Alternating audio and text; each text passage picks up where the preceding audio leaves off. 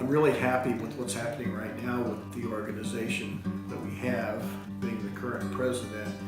I think we're attracting more people this year than we have for a long time. Usually we see 5, 6, 7 guests at our meeting that have found us either online or through the website or Facebook or by word of mouth. You know, we hope we can maintain those people and bring them on board.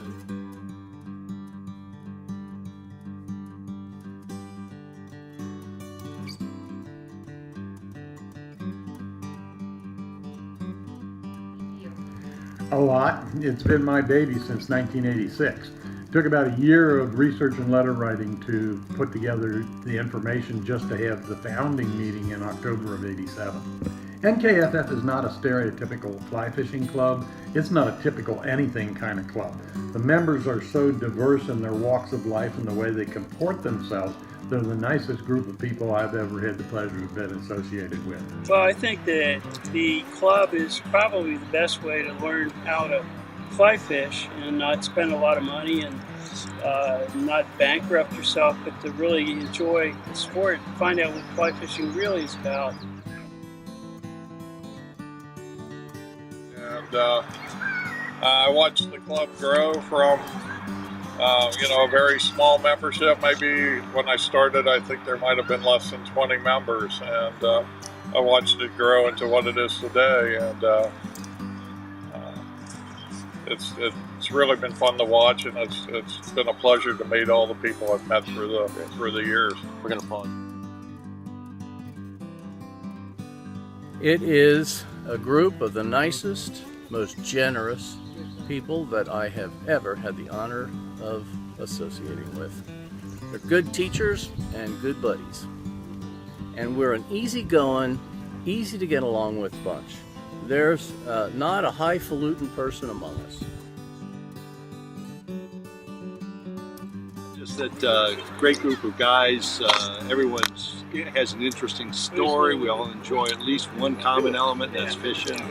And to be honest with you, there's so much other common threads that run through the club. It's and they're not all fellas, and it's interesting to have some of the women involved. And it's a nice local club. Great. It's NKFF's been a great organization. I've enjoyed it for many, many years. I hope to be a member for many more years to come.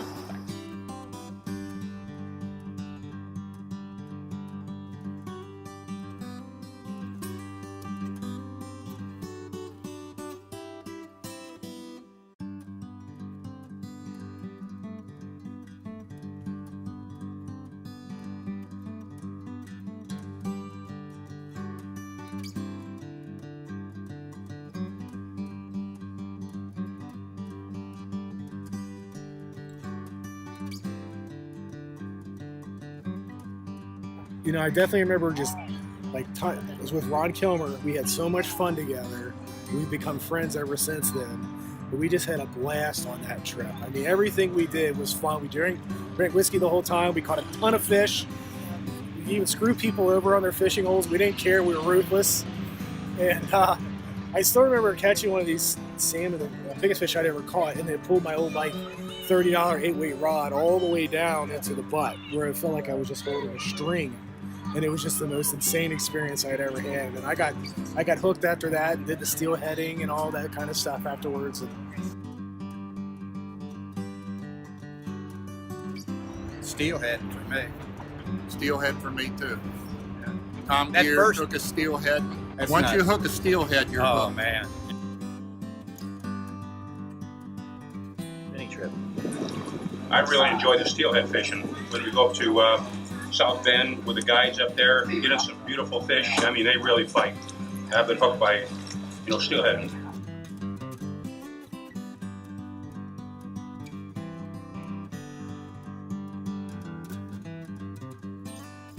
My first time steelhead fishing, ice coming down the water, standing in 20-degree water catching steelhead on little dinky egg hair flies that we tied up to simulate salmon eggs. But we also found out if you put a little bit of salmon oil on those eggs, the fish seem to want to go after them a lot more. My Uncle Red, when I was 12 years old, he got me started fly fishing and hanging out with NKFF and doing different things. It was a lot of fun, and I've been addicted ever since.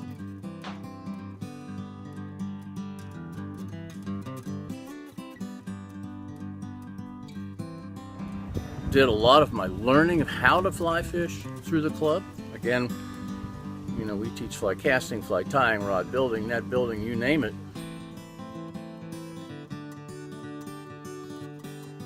Kind of the first thing I ever got involved with in the club was the education, and I would just go to just every single little class that Mike did, and listen to him talk and learn. And it was like once you get through like 8 or 9 of those, and you keep doing the casting, all of a sudden it's like you really know how to cast a fly rod.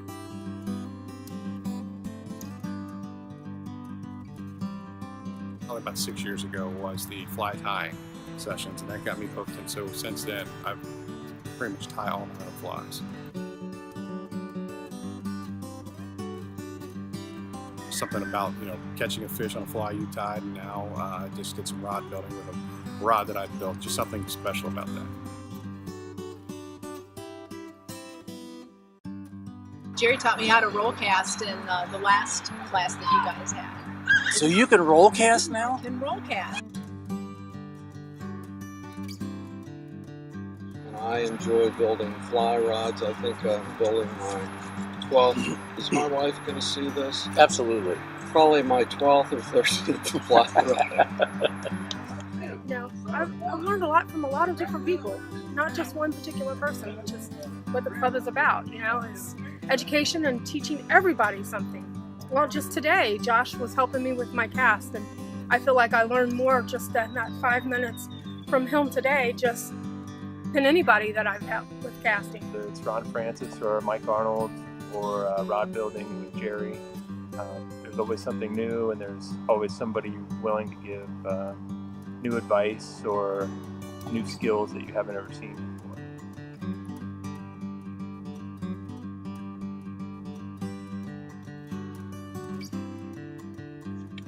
I learned how to fly tie from the fly tying, and I tie all my own flies now.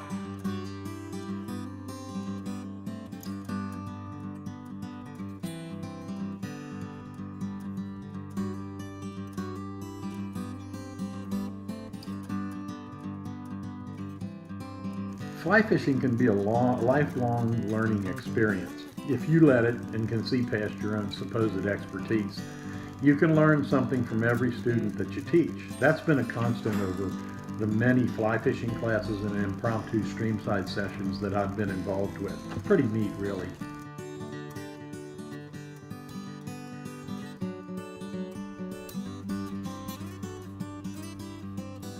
The whole sport for me is about getting youth involved in outdoor activities in general, not just fly fishing, but I really like to organize the Youth Fest that I do every year. It's the 3rd year I've done it this year for the 5th District Federation out at Lloyd's Wildlife Management Area.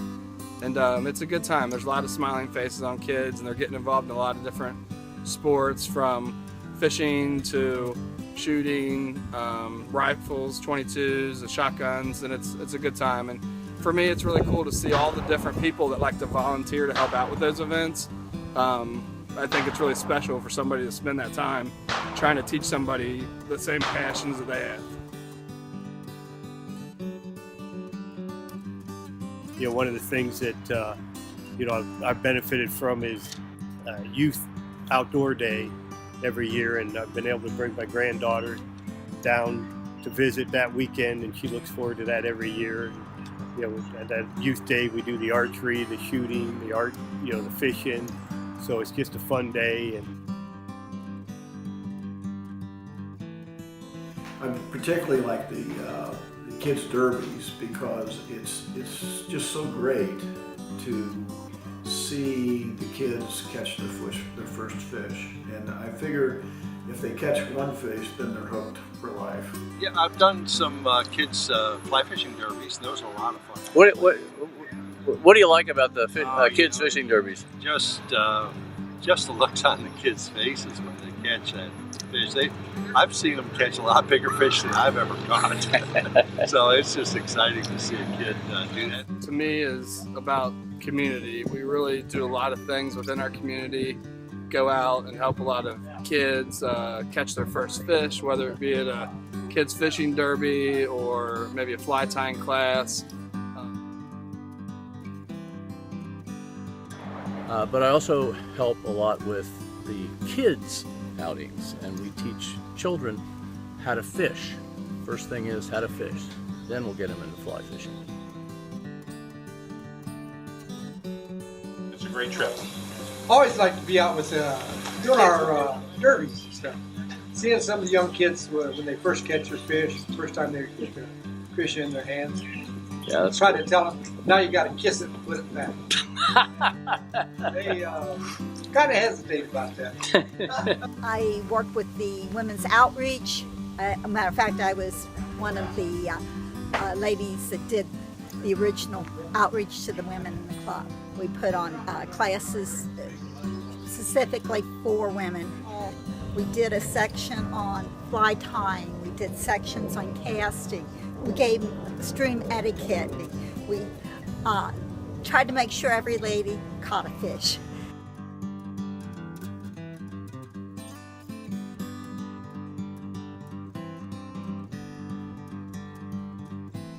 I'm Brent Miller. I am the program leader for Project Healing Waters fly fishing here in Cincinnati.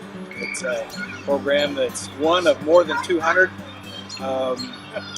across the nation. It's a national program. We teach veterans fly fishing, fly casting, fly tying, rod building, and we're taking fishing. It's always great to see them catch their first fish too, knowing that what you've taught them has helped them do that. So it's a great feeling.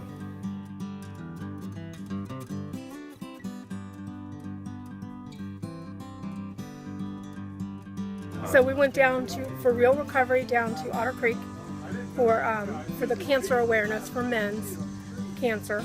And it's what they call a mystery fly. So everybody has the same fly, everybody fishes the same fly. So everybody's chances are pretty much the same. The first time I went down, I think the one that actually won only caught 2 fish all day. And the last time I went, I think the one that won caught like 80. So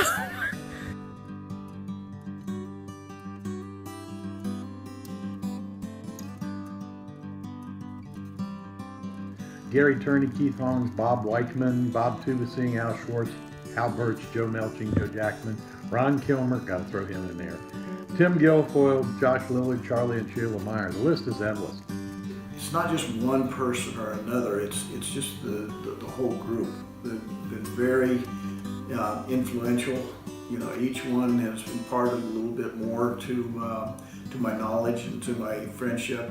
I think the importance there is, yeah, you can see them at the meetings, but until you go out and fish with them on the stream or stay with them for a weekend in the same cabin or lodging or whatever, you really don't get to know them. And there's some really special people in the group there now. One of the best friends I ever made was Hal Birch. And Hal died a couple of years ago, but he's the guy who taught me more about fly fishing than I think anybody else, because everything he did was based upon science. He was an engineer by training, and he would bring in equipment and he would test lines and so on and so forth. So he debunked all myths. So he was an extraordinarily good friend. Craig Tresher remains a best friend, and he has been such an inspiration to me because of all of the things that he has done for the club over the years, and the talent that he brings to the club in the way of videography and just ideas, just brimming with ideas. There's so many good friends that we've made.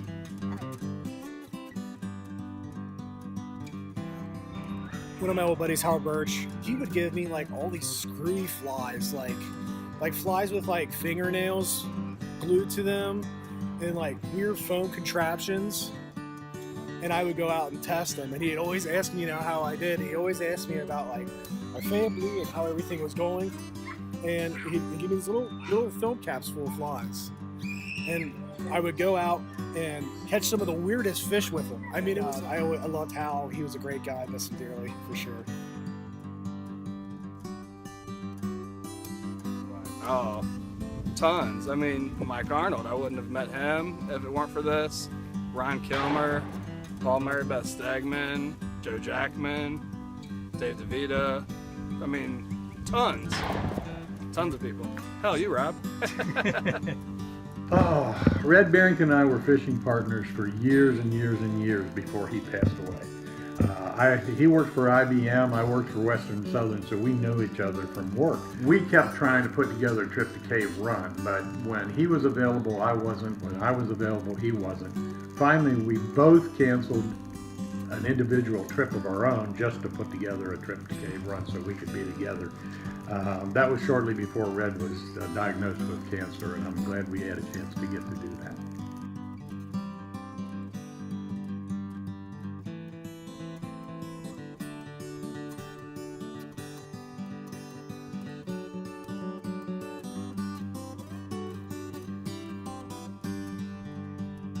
That we've been to Steelhead that Dustin chased 200 yards downstream to get for me. We hooked 12 that day and landed 2, so each of us got one. We both caught our biggest fish ever. It was awesome.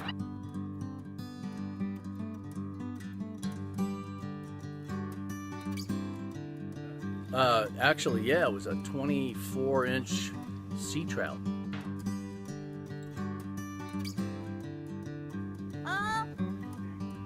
A trout. Rainbow trout.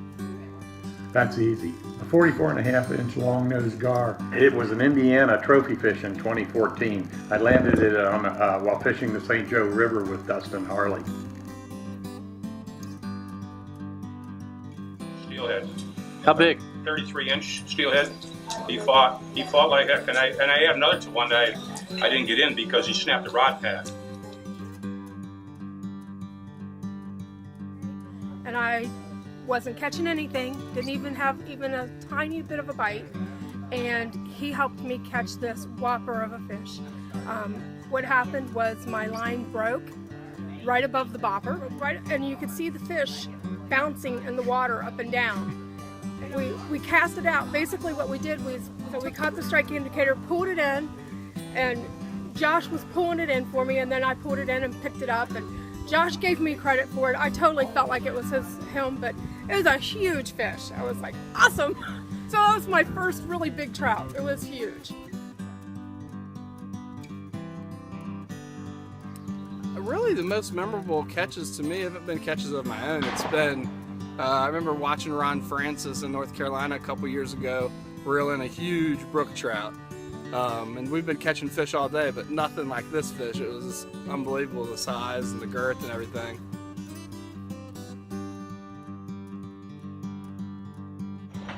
That was on the Ashtabula, right at the bridge. And he started, what were you using, salmon eggs? Just a little egg, rubber egg. And I got a hold of one, I just couldn't stop. I had an 8-weight with 10-weight line on it, and it just, finally it busted loose. It was probably a big old carp, like a freight train.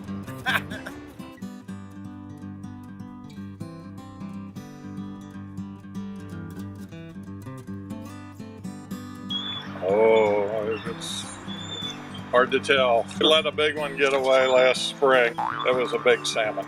Ooh. King salmon. Oh. They call them the king for I saw a reason. that video. Yeah.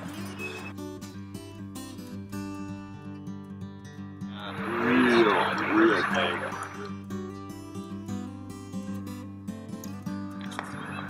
It was really a big fish. I had a steelhead that was that big that got away just minutes before I caught the second biggest steelhead that I've ever caught, which was that. Yeah. Gary? Mine was pretty big too. It looked like a wall. You couldn't even move I it. couldn't even move it. It was so big. I literally. Well, it was probably... Well, you just never know. A bit of tarpon, and it was, it was big. We're supposed to gesture with our hands to show you how much, but I can't reach that far, honestly. Yeah, I think I was probably up in Canada. Liar. And it was maybe about this big as an Atlantic salmon. And egg.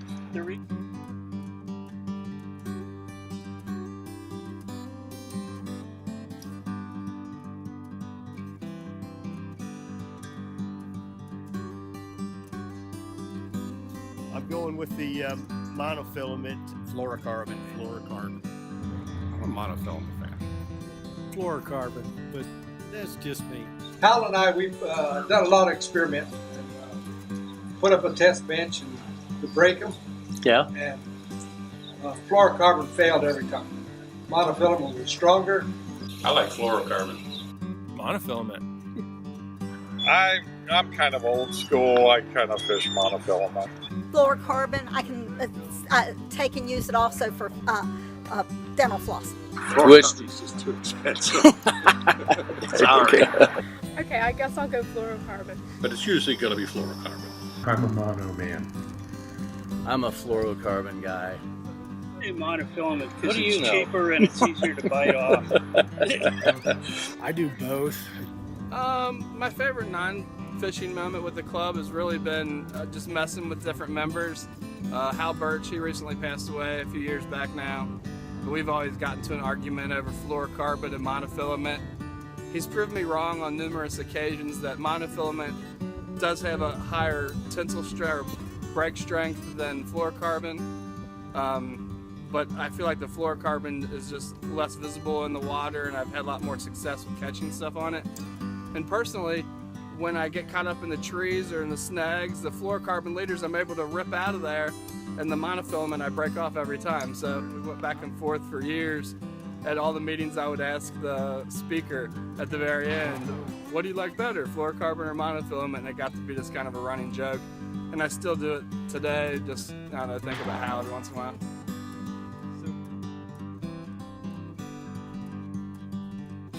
NKFF has a long history of conservation-minded activities. From our Adopt a Highway days along the roads bordering Locust Creek in Bracken County, where we have stood and watched while a wild turkey stopped an 18-wheeler dead in its tracks by flying right through the front windshield. Luckily it was the passenger side and didn't get the driver. That was really something. The other thing was I used to have to get in my belly boat to go to the center of the lower end of Gunpowder Creek to collect water samples. The favorite moment came from when Licking River Watershed Watch announced that the state of Kentucky had more information on Gunpowder Creek than on any other river or stream in the state of Kentucky. And that was mainly because NKFF made up a large percentage of the water data quality collectors for 7 years or so.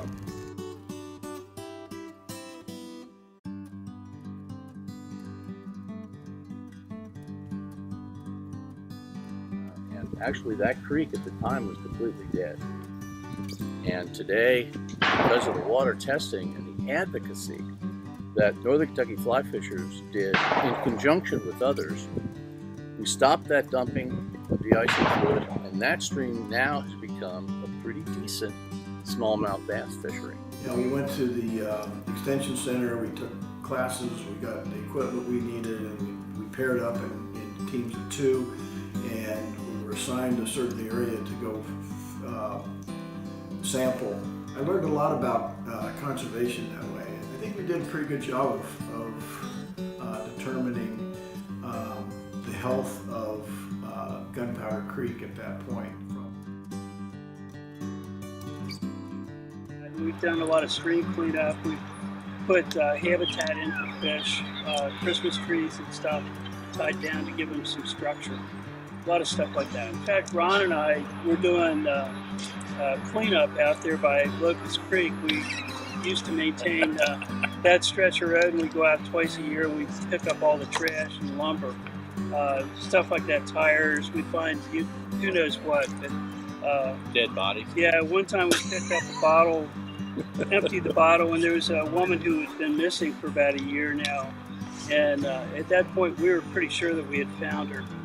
But it turned out to be who knows what. But, yeah.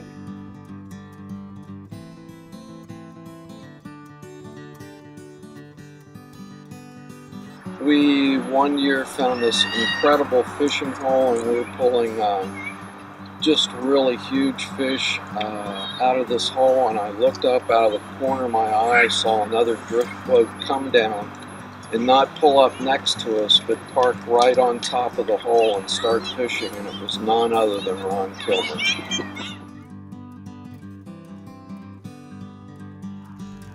That has to be while fishing the lower end of Greenbrier River with Ron Kilmer.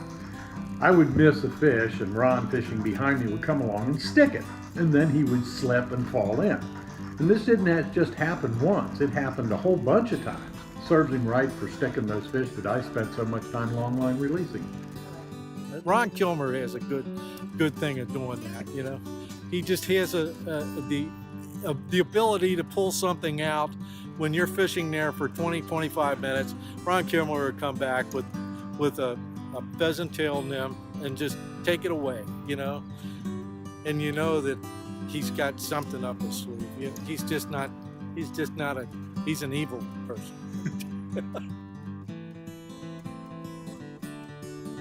From the club. I do it all the time. I'm proud of it. Oh, you do it? Oh, I'm the best. Everybody at the club will tell you, Ron will walk in on you. We caught somewhere in the neighborhood of 21 different species, and I had never been on a kayak in the ocean before. And we were 3 miles offshore, and I never thought I would do that. Of course, we did it with a guide. So I would say my most recent exciting experience was in the ocean, but quite honestly, every single trip I go on is the most exciting trip that I've ever had before. Shirley falls in the water. And, you were there? No, He's talking about a different one. I'm actually He's climbing out of the creek, falls in the water, and he gets up and he's holding his hand. I said, "What's wrong?" My finger was like that. His finger is bent like that. Yeah, I mean it was.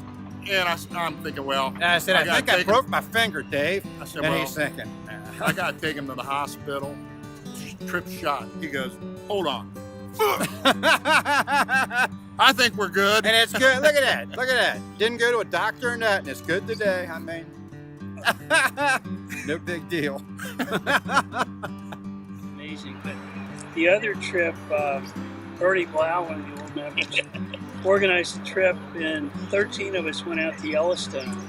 And he set up a horse trip. We went out horseback to the Third Meadow at Slough Creek, which is a famous place. Really came back, caught a lot of fish, came back dusty, sore, our butts were sore from being on a horse for about 6 hours. And later, Bernie managed to get us kicked out of the cowboy bar in Montana.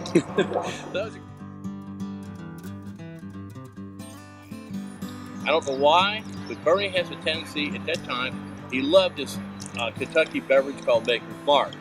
And we would drink a bit too much of it. That would cause our behaviors to get a little out of control. And he did not get us kicked out of Applebee's, but we were asked to be quiet. Again, on a Florida trip with Ron Kilmer, my back cast caught a seagull. So I had to haul the seagull in while he calmed it down, and we sat there and got the hook out of it. I caught a bird in Brookville. Snagged it while we were, fishing for trout. Luckily, it wasn't hooked, so I undid the line around it and threw it right back into the air, and it took to flight. We flipped our canoe in the water at Lake Cumberland River below the dam. Safety vests are the key. Always wear your safety vests. So how did that happen, Carrie? Well, we set the anchor, and it was a little fast, and we didn't realize that maybe you shouldn't do that in a very fast river, and we were sitting in the canoe, and then we were swimming in the river. I went down with Josh and Jack. I remember being in the water, being nervous about what I was doing, and then they're texting me what flies that they were catching fish on. So, I was able to eliminate that and start working everything, and it was just fish, fish, fish. And it was just oh my God, it was a great trip. We went out west and we were fly fishing, and Bernie was helping me with adverse condition because it was very windy. I managed to hook Bernie, right between the eyes. And my husband says to me, why didn't you get Kurt instead of Bernie with the hook? Bernie's a lawyer. Kurt was an airplane pilot, so it was. Probably it was the first club trip I took, and we went to down to the Nantahala down in North Carolina, and it turned out it was during a meteor shower, and we got up at about 4 in the morning one morning to get over to the stream, and there were just meteors flying right and left. I probably saw 30 in a half an hour. It was amazing. But that same trip, Kilmer snored so bad, he slept in the back of his truck, and I swear to God, he had one of those cabs on the top of his truck, and the back part would open and shut with him snoring. It was so loud.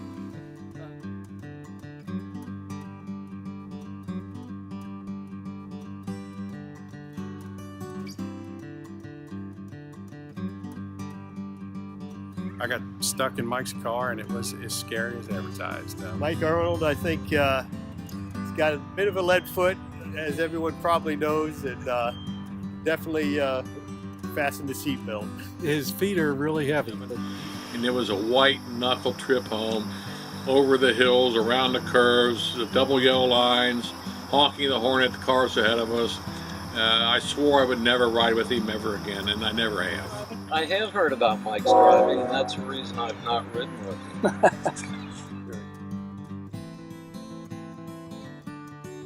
The trip from Waynesville to Hot Springs was perhaps one of the most harrowing times of my entire life. I have learned to wear gloves, a helmet, a flak jacket, and I carry a rosary. I've never rode with him. And I won't. What are you talking about, man? I get motion sickness, so when I remember being in the mountains with him, and we were just, and just I had to get out, and it was like, it's like 20 minutes of just everyone leave me alone and let me get my my head back on. My favorite moment was when I was president, and it was my last banquet. And we had decided to rename the Fly Fisher of the Year Award the Michael J. Arnold Fly Fisher of the Year Award. And Mike, for me, has always been one of my mentors. I mean, he's the guy. If there's anyone in this club, there's some guys here who taught me a lot, but Mike was just taught me a lot and was so generous with his time and his knowledge. I mean, just a generous guy all around. And being able to give that award to him and have his wife and daughter come out in front of everybody and see him get teary-eyed was like that was like my magnum opus, I guess, if that's the right word to say, on my little John as president.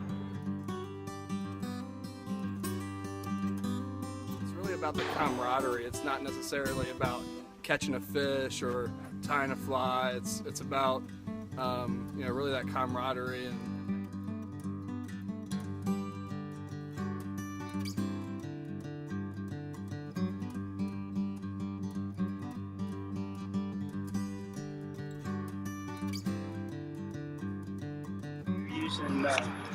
and how many grams of TNT would you think it would take to clear out a hole or not? I can't dispute that. Do you have a funniest moment that you'd like to share with the club? Every time that we interact with Ron Kilmer. I'll second that. I need to see my husband occasionally.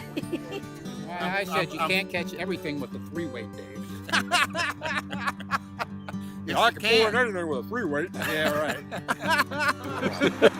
We haven't tried that one yet, but I'll keep that in mind. Oh my gosh, you had to ask. That's the number one question. As soon as you step out of the stream and start tying something new on, somebody jumps in there. So we call it pay laking for a reason. But it's one time though, I pay like the guy hard, but he deserved it. And that just speaks volumes about.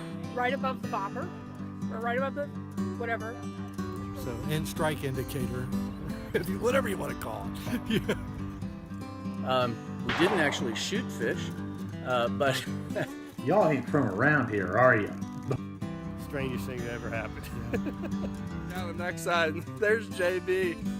naked as a jaybird. And I got to see him for maybe 3 seconds. And I've got the pictures to prove it. Yeah, it was interesting to see that. No comment. That's a good one.